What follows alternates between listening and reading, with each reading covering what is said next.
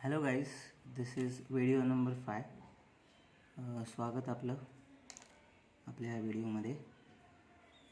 आज आपण स्टार्ट करणार आहोत solid state video number 5 based on Maharashtra board. Okay, last लेक्चरमध्ये आपण सॉलिड स्टेट PCC आणि FCC बघितलं. पण थोडं या लेक्चरमध्ये डिटेलमध्ये जाणार आहोत. Okay, so our topic is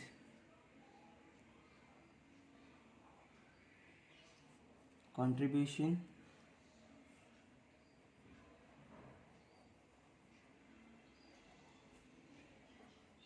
of atom at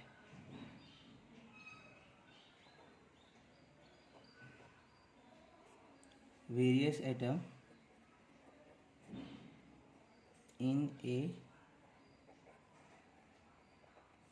cubical unit cell. आपल्या सिलेबसमध्ये बाळांनो क्युबिकल युनिट सेलच आहे, त्याच्यामुळे आपण ह्याच्याबद्दल पाहणार आहोत. सगळ्यात पहिलं क्युबिकल युनिट सेल तुम्हाला माहीत असेल. First point, that is at body center. Cubical unit cell कशी असते? सिंपल स्ट्रक्चर काढायचं आहे.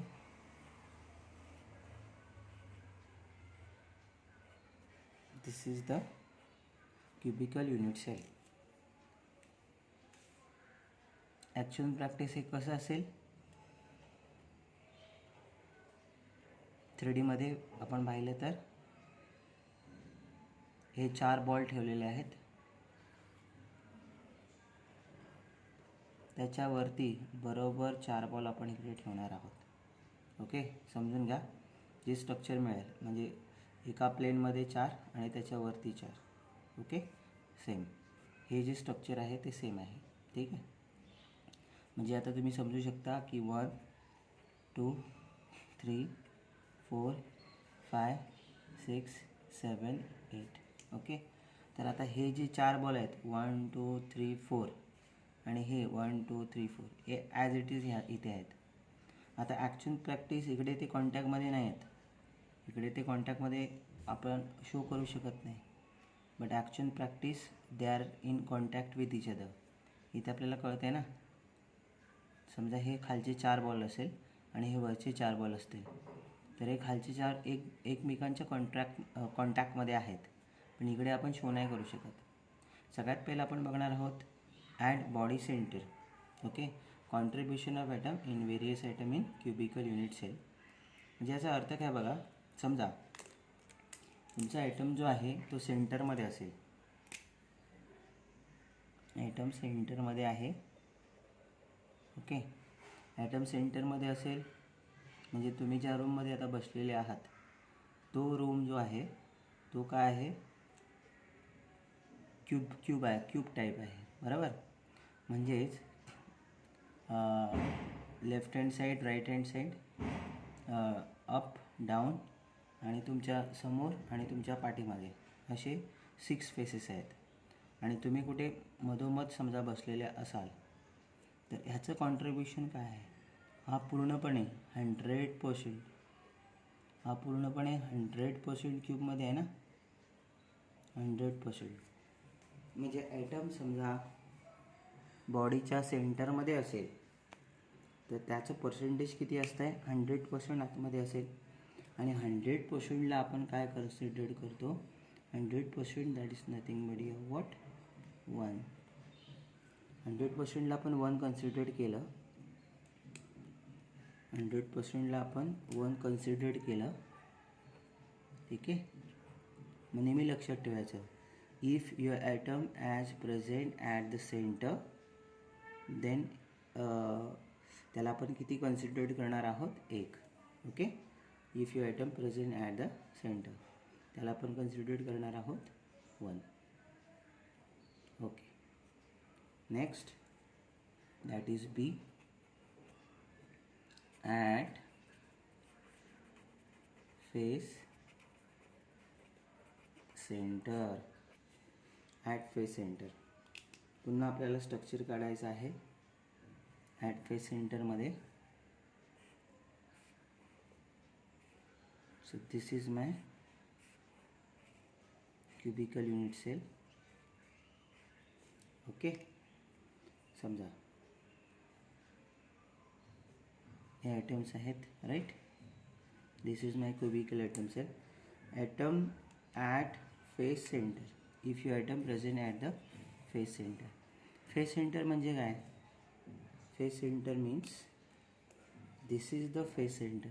ह्याच्यातला कोणताही फेस कन्सिडर करू शकता तुम्ही.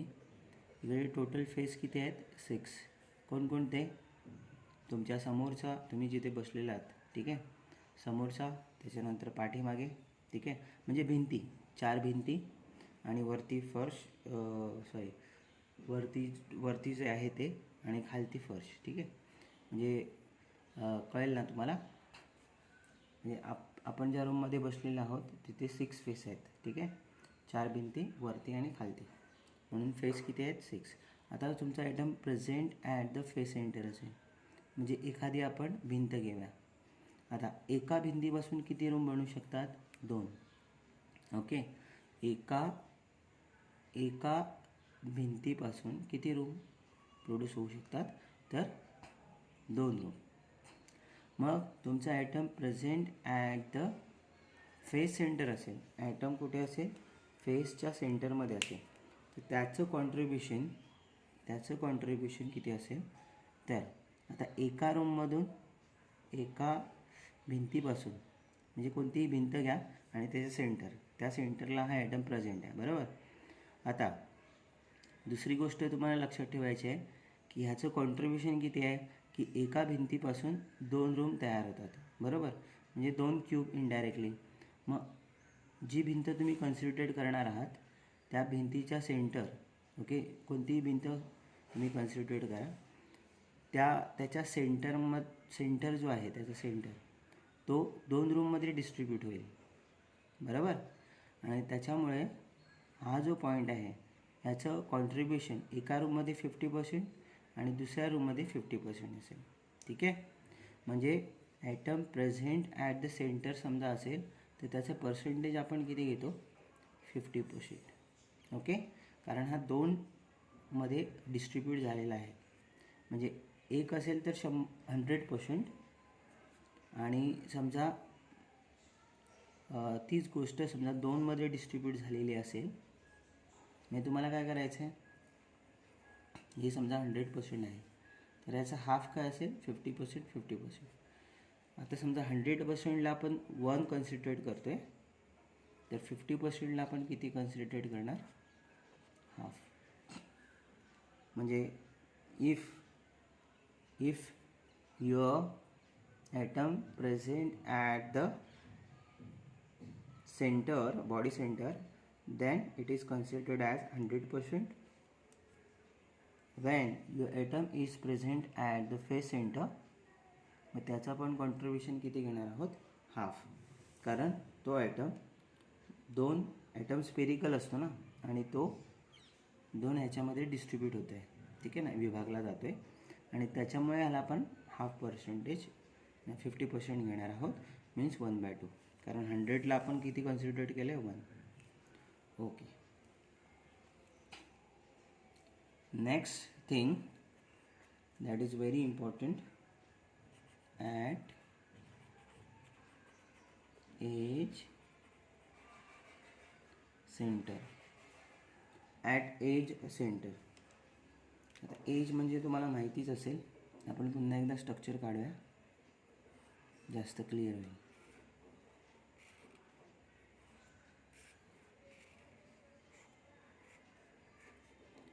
समजा क्यूब आहे, एज टोटल किती आहेत? एज पाहू शकता तुम्ही, 1 2 3 4 5 6 7 8 9 10 11 12, ठीक आहे. जे टोटल एजेस किती असतात, टोटल एज 12. एखाद्या क्यूबमध्ये टोटल एज किती असतात, 12. आता तुमचा हा जो आयटम आहे हा एजच्या सेंटरमध्ये, आम्ही हा सेंटर घेतो आहे, कोणताही घेऊ शकता तुम्ही, हा घेऊ शकता, हा घेऊ, एजच्या सेंटरमध्ये. If your item is present at the edge center, मग अशा परिस्थितीमध्ये तुम्ही कोणताही एक कोपरा घ्या. कोपरा तुम्हाला कळतो ना, म्हणजे कोणताही एक तुम्ही कोपरा घ्यायचा आहे आणि त्या कोपऱ्यापासून किती रूम तयार होतील, ओके, ज्या रूममध्ये आपण आहोत तो, ठीक आहे ना. म्हणजे एका एज सेंटरपासून, म्हणजे कोणतीही तुम्ही एज घेऊ शकता, म्हणजे एका एज मीन्स कडा, ठीक आहे ना. मग एका कडेपासून तुम्हाला किती रूम तयार करता येतील, तर 4 रूम, ओके, 4 रूम्स, ओके. एका कडेपासून किंवा एका एजपासून तुम्ही 4 रूम तयार करू शकता, ओके. म्हणजे कसं, समजा हा एक सेंटर आहे, याच्या पुढे एक असेल, ओके, इथे एक असेल. तुम्ही इमॅजिनेशन करू शकता की एका कडेपासून किती रूम तयार होऊ शकतात, तर 4 रूम तयार होऊ शकतात. मग आता 100% ॲटम स्पेरिकल असतो आणि तो डिस्ट्रीब्यूट झाला आहे 4 भागांमध्ये, ठीक आहे. मग ह्याचं कॉन्ट्रीब्युशन किती असेल, 25%. ह्याचं कॉन्ट्रीब्युशन किती असेल, 25%. आणि 25% मीन्स 1/4, ठीक आहे. म्हणजे आपण पाहिलं, if your item present at the body center then it is considered as 1. If your item is present at the face center then half. If your item is present at the edge center, that is your what, 25%, that is nothing but your 1/5. आणि last जो आपण घेणार आहोत that is D. समजून घ्या, उमजून घ्या, ठीक आहे, आरामात. हे तुम्ही डिरेक्टली लक्षात ठेवलं तरीसुद्धा चालेल. At corner of the cube, if your item present at the corner of the cube, म्हणजे ह्या कॉर्नरमध्ये. आता तुम्ही ज्या रूममध्ये बसलेले आहात, ठीक आहे ना, तर त्याचा एक कॉर्नर कन्सिडर करा, ओके. कॉर्नर कन्सिडर केला तर तुम्हाला त्या कॉर्नरपासून, त्या पॉईंटपासून किती रूम मिळतील, तर याचं आन्सर आहे तुम्हाला 8 रूम मिळतील. खालचे 4 रूम आणि वरचे 4 रूम. तुम्ही इमॅजिनेशन करा म्हणजे तुमच्या लक्षात येईल मी काय बोलतो आहे. खालचे 4 रूम, वरचे 4 रूम, म्हणजे टोटल 8 रूम तुम्हाला मिळतील एका पॉईंटपासून किंवा एका कॉर्नरपासून. मग आता काय झालं आहे, आपला जो आयटम आहे तो 8 भागांमध्ये कन्सिडर्ड म्हणजे डिस्ट्रीब्यूट झालेला आहे. आणि मग याचं कॉन्ट्रीब्युशन किती असेल, 12.5, that is nothing but your 1/8. So आपण पाहिलं या सेशनमध्ये की तुमचं item present at the body centre असेल तर त्याचं कॉन्ट्रीब्युशन किती असते, 1. फेस सेंटरमध्ये असेल तर हाफ, एज सेंटरमध्ये असेल तर 1/4, आणि at corner, if you item present at the corner then your contribution is 1/8. हे तुम्हाला लक्षात ठेवायचं आहे, ठीक आहे. हे तुम्हाला लक्षात ठेवायचं आहे. सगळ्यात इम्पॉर्टंट ॲट कॉर्नर लक्षात ठेवा आणि फेस सेंटर, हे 2 इम्पॉर्टंट आहेत, at corner and at face centre. I hope तुम्हाला कळलं असेल हे, ठीक आहे. आपण कंटिन्यूअस करणार आहोत, ओके. जरा नीट लक्ष द्या आणि पूर्ण कॉन्सन्ट्रेट होऊन हे लेक्चर एन्जॉय करा, ओके.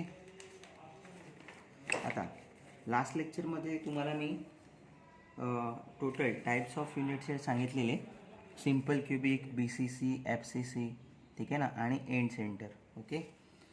तर सिम्पल क्युबिक, BCC, FCC याच्यानंतर, ओके, आपण एक नवीन टर्म बघणार आहोत, ठीक आहे. तर त्याला नीट समजून घ्या.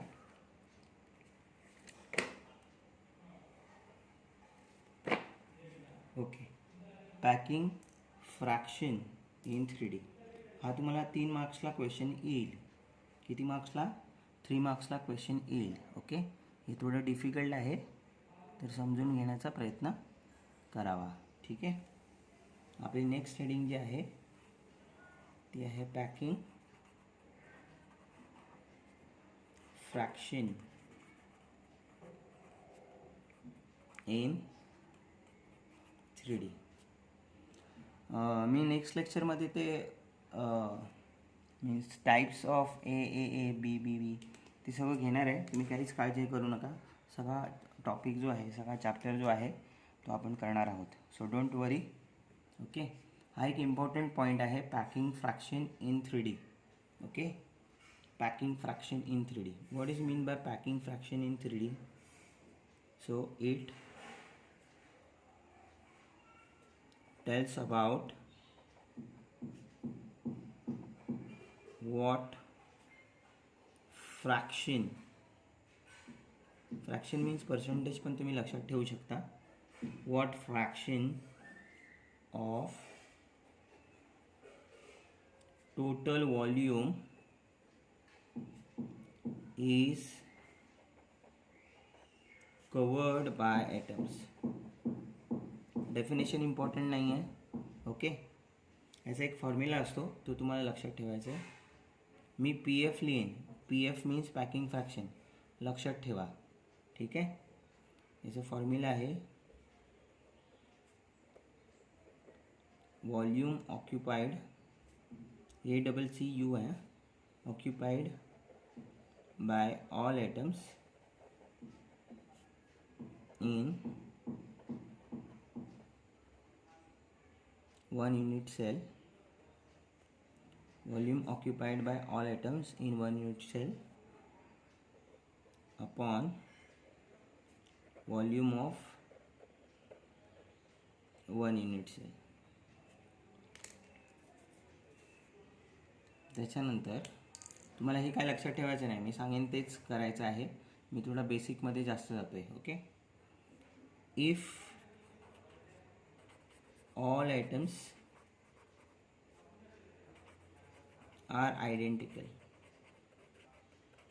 सगळे आयटम्स स्पेरिकलच असतात, हा पॉईंट लिहायची काही गरज नव्हती, पण ऑल आयटम्स आर स्पेरिकल और you can say all items are identical. तर पॅकिंग फ्रॅक्शनचा फॉर्म्युला काय होतो? Packing fraction is equals to number of effective atom. हे आपण सगळं करणार आहोत डिटेलमध्ये. Number of effective atom. Okay, त्याला रँक पण म्हणतात. खूप जर एंट्रन्सचा तुम्ही अभ्यास करत असाल तर तुमच्या लक्षात येईल. इन 1 unit cell, काही बुकमध्ये त्यांनी रँक म्हणून दिलेलं आहे. So number of effective atom in 1 unit cell into volume of 1 atom. Volume of 1 atom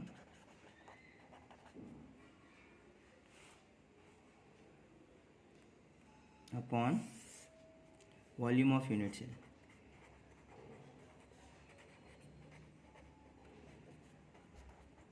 okay, आता हा फॉर्म्युला तुम्हाला लक्षात ठेवायचा आहे. वरचं जे मी काय लिहिलं आहे हे जे आहे हे काहीच तुम्हाला लक्षात ठेवायची गरज नाही आहे. डायरेक्टली तुम्हाला हा फॉर्म्युला लक्षात ठेवायचा आहे. Okay, packing fraction means number of effective atom, that is it is also called as rank in 1 unit cell into volume of 1 atom. काहीच टेन्शन घेऊ नका, हे तुम्हाला कळलं नसेल तरीही तुम्हाला आता कळेल. नंबर ऑफ इफेक्टिव्ह ॲटमला आपण Z या अक्षराने दर्शवतो. Z means what? Z is not atomic number. Okay, तर त्याच्यामुळे नीट समजून घ्या, Z ॲटॉमिक नंबर नाही मिळत. Z हा नंबर ऑफ इफेक्टिव्ह ॲटम आहे. आपण सगळ्यांचे नंबर ऑफ इफेक्टिव्ह ॲटम किंवा रँक काढणार आहोत, तर त्याच्यामुळे टेन्शन घेऊ नका. दुसरी गोष्ट व्हॉल्यूम ऑफ 1 atom. ॲटम कसा असतो? स्पेरिकल असतो. सो व्हॉल्यूम ऑफ स्पेअर काय असतो? आपण 10th स्टँडर्डमध्ये पाहिलं असेल, 4/3 πr³ upon volume of unit cell. Okay, so volume of 1 atom, that is your 4/3 πr³ and Z is your what? Volume of unit cell. Simple. आता ह्याला आपण डिटेलमध्ये नंतर बघू. त्याच्या अगोदर मला एक कॉन्सेप्ट घ्यायचा आहे, त्याला आपण म्हणतो कोऑर्डिनेशन नंबर. आय होप तुम्हाला हे कळलं असेल. ओके, हे आपण डिटेलमध्ये बघणार आहोत. याचे सगळे प्रॉब्लेम्स घेणार आहोत. हे तर काहीच येणार नाही तुम्हाला. Packing fraction in simple cubic, packing fraction in BCC, packing fraction in FCC असे क्वेश्चन्स येतील. त्याच्यामुळे तुम्ही निश्चिंत राहा. ठीक आहे. ओके, आता तुम्हाला हा पॉईंट एक लक्षात ठेवायचा आहे. ओके, नेक्स्ट आपण बघणार आहोत that is coordination number. Coordination number. आता हा जो कोऑर्डिनेशन नंबर आहे, तो आपण कोऑर्डिनेशन कंपाऊंडमध्ये पण बघणार आहोत. त्याच्यामध्ये सुद्धा कोऑर्डिनेशन नंबर हा कॉन्सेप्ट दिलेला आहे. ओके, चला. कोऑर्डिनेशन नंबर म्हणजे काय? सिम्पल. याची डेफिनेशन खूप वेळा आलेली आहे बोर्डमध्ये, तर त्याच्यामुळे तुम्ही लक्षात ठेवा. ओके, कोऑर्डिनेशन नंबर एक्झाममध्ये येऊ शकतो, पण मोस्ट प्रॉब्ली काय होईल, सॉलिड स्टेट आणि कोऑर्डिनेशन कंपाऊंड ह्या दोघांमध्येच येऊ शकतो. सिम्पल आहे, काय नाही. It is equal to nearest atom which will touch a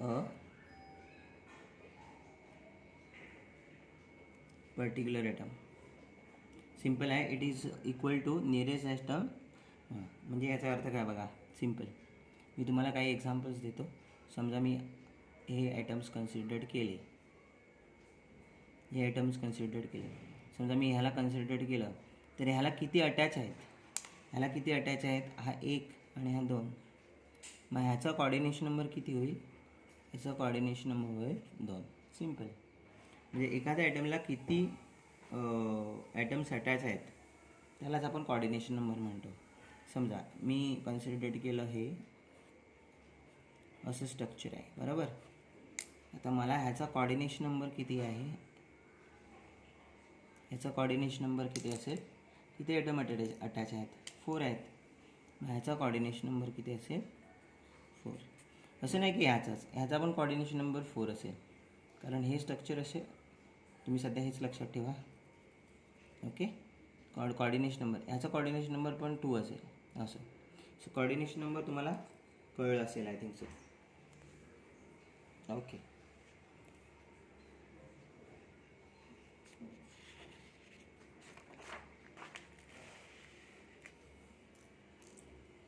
okay, आपण कंटिन्यूस करणार आहोत. थोडं मोठं लेक्चर होईल. Okay, next. आता लक्ष द्या नीट. Okay, simple cubic unit cell. Simple cubic unit cell, or it is also called as supreme court. No, it is also called SC, means simple cubic. Okay, it is also called as primitive unit cell. ह्याला primitive unit sale सुद्धा म्हटलं जातं. हे मी last लेक्चरला सांगितलेलं आहे, पण पुन्हा एकदा रिपीट करतो. ठीक आहे, कारण ते प्रॉपर नव्हतं. हे थोडं जास्त आपण डिटेलमध्ये जाणार आहोत. आता सिम्पल क्युबिकमध्ये काय असतं बाळांनो? सिम्पल क्युबिकमध्ये नीट लक्ष द्या. ओके, इथून सगळं इम्पॉर्टंट आहे, त्याच्यामुळे नीट लक्ष द्या.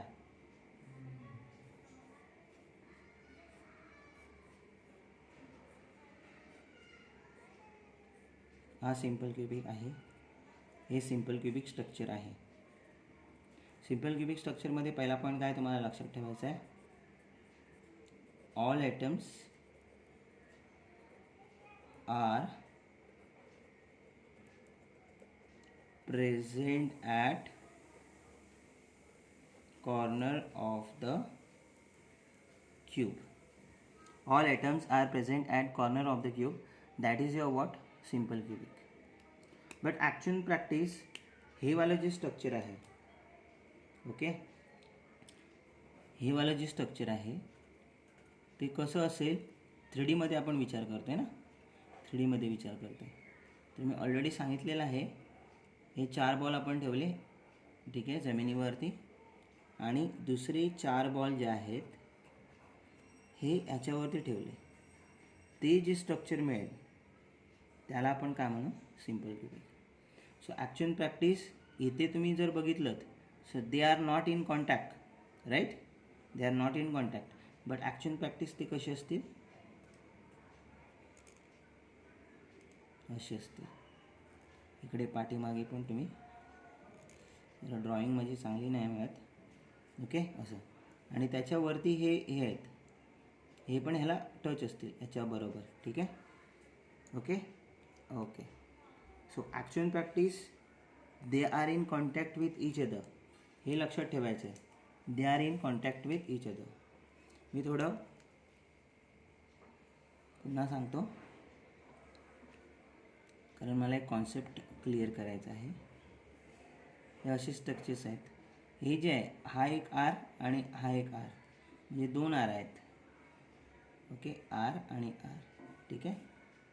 म्हणजे आपण म्हणू शकता बाळांनो की ही जी आहे ती एज लेंथ आहे. मग ह्याच्या थ्रू तुम्ही म्हणू शकता A is equals to 2r.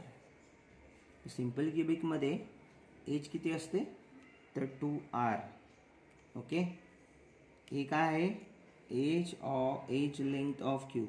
What is your A is edge length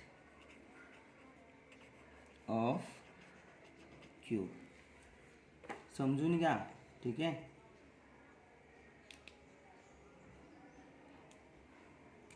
ह्याचे काही पॉईंट्स लिहितो मी. Actual practice they are in contact with each other, they are in contact, okay. हां, ए आणि तुम्हाला ए लक्षात ठेवायचं आहे. नेक्स्ट थिंग, सगळ्यात पहिला आपण पॉईंट कोणता लक्षात ठेवला, ए इक्वल्स टू 2r. हे सगळे कामाला येणार आहे, त्याच्यामुळे नीट लक्ष द्या, ओके. फर्स्ट जो पॉईंट आहे which is very very important, that is number of effective atom in 1 unit cell. Number of effective atom in 1 unit cell. म्हणजे आपण ह्याला झेड म्हणतो, जे आपण आत्ताच फॉर्म्युला जो बघितलेला आहे, किंवा आपण त्याला रँक म्हणतो. आता जो फॉर्म्युला आपण बघितला, number of effective atom into volume of 1 unit cell upon volume of cube, असं, ठीक आहे ना. तर पॅकिंग फ्रॅक्शनचा फॉर्म्युला बघितला ना, त्याच्यामधला जो झेड आहे तो आहे, ॲटॉमिक नंबर नाही, ओके. पुन्हा एक गोष्ट सांगायची राहिली, ओके, इथे सांगतो.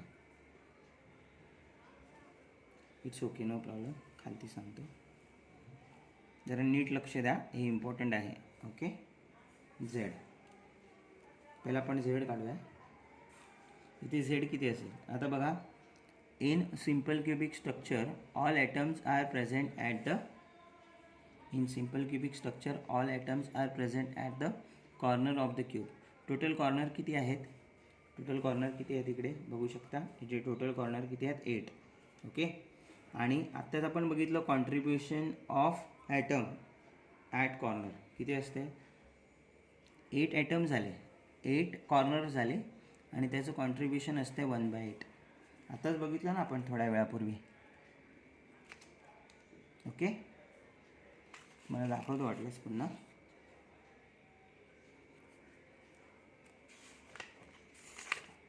ओके. एज सेंटर, हां, कॉर्नर, हे बघू शकता तुम्ही, ओके. At corner 12.5, 1/8, okay.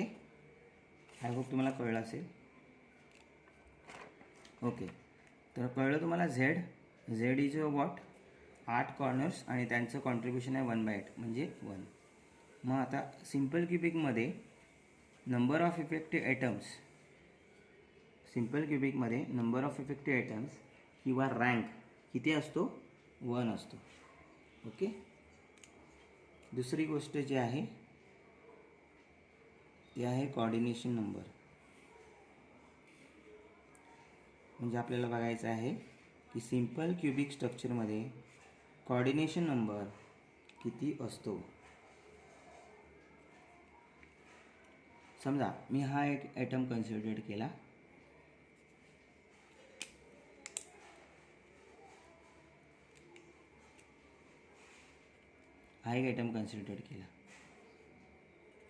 एकच युनिट सेल नाही, भरपूर सारे असतील. तर त्याच्या अनुषंगाने मी सांगतो आहे, या ॲटमला किती ॲटम अटॅच आहेत बघा. हा पण अटॅच आहे. आपण 3D स्ट्रक्चर बघितलेलं आहे, बरोबर. म्हणजे कोण अटॅच आहे? हा एक अटॅच आहे. एवढ्याच डिस्टन्सवरती अजून एक असेल, एवढ्याच डिस्टन्सवरती अजून एक असेल. ओके. तर बघू शकता तुम्ही इकडे हा एक कॉन्टॅक्टमध्ये आहे, दुसऱ्या क्यूबचा एक ॲटम कॉन्टॅक्टमध्ये आहे, अजून दुसरा आणि वरती, म्हणजे टोटल कॉन्टॅक्टमध्ये. आता हा आणि हा कॉन्टॅक्टमध्ये नाही मिळत. ओके. सो टोटल ह्याचा कोऑर्डिनेशन नंबर किती असेल? 6. लक्षात ठेवायचं आहे, टोटल कोऑर्डिनेशन नंबर किती असेल? 6. Coordination number is 6. दोन गोष्टी आपण बघितल्या की जो रँक आहे किंवा नंबर ऑफ इफेक्टिव्ह ॲटम आहे सिम्पल क्युबिक, तो 1 असतो. आणि coordination number of solid state किती असतो? 6. ओके. त्याच्यानंतर पॅकिंग फ्रॅक्शन हा क्वेश्चन आलेला आहे 2 मार्क्ससाठी. 2 मार्क्ससाठी क्वेश्चन आलेला आहे बोर्ड एक्झामिनेशनमध्ये. Okay. Give the packing fraction of the simple cubic असा क्वेश्चन होता. पॅकिंग फ्रॅक्शन और packing efficiency in simple cubic. Packing fraction or packing efficiency in simple cubic. Okay. 2 मार्क्सला क्वेश्चन आलेला आहे. तर 2 मार्क्सला कमीत कमी याच्यामध्ये आपण करणार आहोत. ओके. चला, मला हेल्प करू शकता तुम्ही पॅकिंग फ्रॅक्शन. तर पॅकिंग फ्रॅक्शनचा फॉर्म्युला आपण बघितलेला आहे. Packing fraction is equals to Z into 4/3 pi r cube upon volume of unit cell.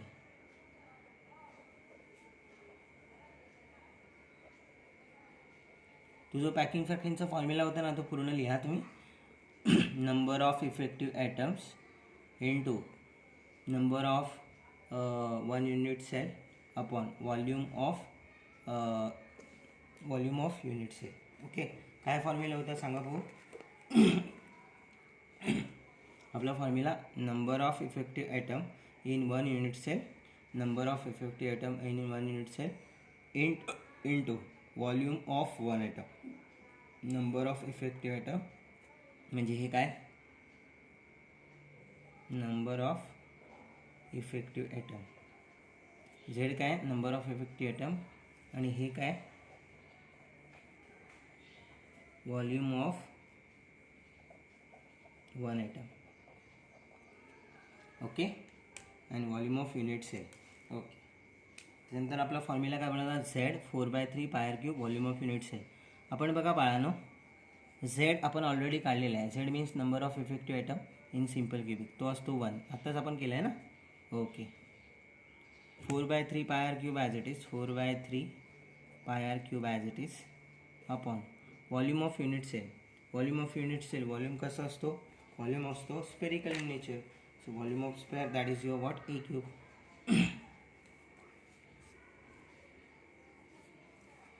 Okay. Volume of unit cell that is your what? A cube. पण बघा आपण A is equals to 2R काढलेला. मी सांगितलं तुम्हाला age length 2R असते, लक्षात ठेवा. तीच व्हॅल्यू आपण इथे पुट करणार आहोत. तर मग बघा ए क्यूब समजा मी घेतला, ए क्यूब इज इक्वल्स टू काय होईल 2R क्यूब, 8R क्यूब येईल ना, 8R क्यूब येईल. मग ही व्हॅल्यू इकडे ठेवा, 1 × 4/3 πr cube upon 8R cube. R cube cancel होईल, सगळं कॅन्सल होईल. ओके, आर क्यूब कॅन्सल होईल. तुम्हाला फायनली जे आन्सर मिळेल ते काय असेल ते लक्षात ठेवा. तुम्हाला याच्यामध्ये कॅल्क्युलेशन पार्ट करायचा नाही मिळत. π/6 येईल आणि π/6 that is nothing but your 0.52. Okay, आता नीट लक्ष द्या. सो आपण बघितलं packing fraction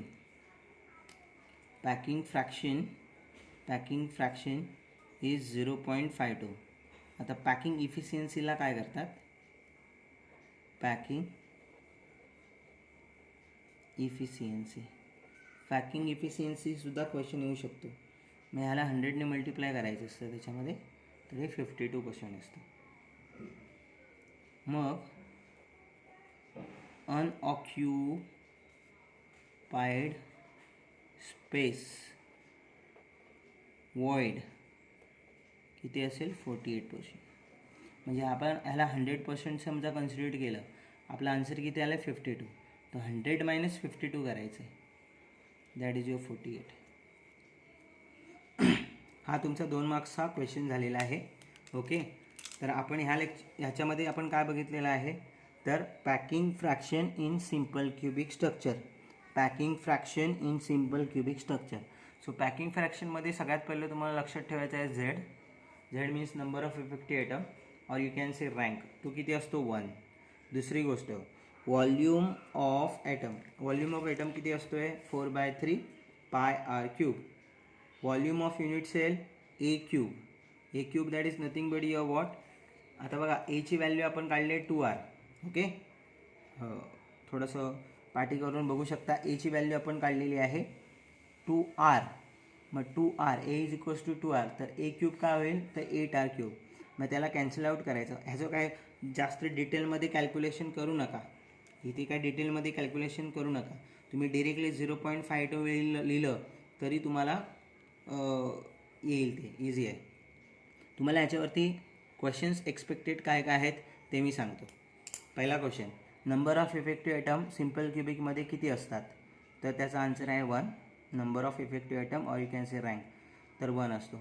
coordination number simple क्युबिकचा, हे मी तुम्हाला लक्षात ठेवायचं आहे. हे सगळं कॉर्डिनेशन नंबर सिम्पल क्युबिकचा असतो 6. पॅकिंग इफिशियन्सी 52% लक्षात ठेवायचं आहे. आणि अनऑक्युपाईड स्पेस अँड व्हॉल्यूम तो असतो 48%, म्हणजे 100 मायनस ते आपण केलेलं आहे, बरोबर. हे तुम्ही सगळं लक्षात ठेवायचं आहे. तुम्हाला MCQजमध्ये असं येईल की व्हॉट इज द अनऑक्युपाईड स्पेस और void in the simple cubic. तर तिथे 52 आणि 48 दोन्ही पण ऑप्शन्स असतील. तर 48 लक्षात ठेवा काय आहे आणि 52 काय आहे ते लक्षात ठेवायचं आहे. म्हणजे आपण सिम्पल क्युबिकमध्ये समजा पॅकिंग केली तर ती 52% चांगल्या प्रकारे असू शकते. ठीक आहे, तर पॅकिंग फ्रॅक्शनचा हा जो पार्ट आहे ते तुमच्या लक्षात ठेवायचा आहे.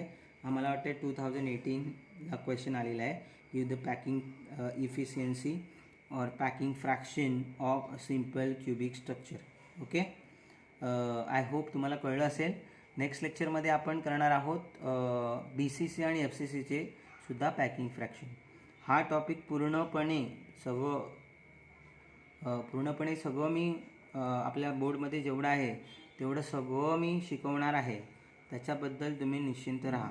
ठीक आहे, पूर्ण सिलेबस आपण करणार आहोत, पूर्ण बुक करणार आहोत. ठीक आहे, okay. Thank you so much guys. Okay, भेटूया नेक्स्ट लेक्चरमध्ये. धन्यवाद.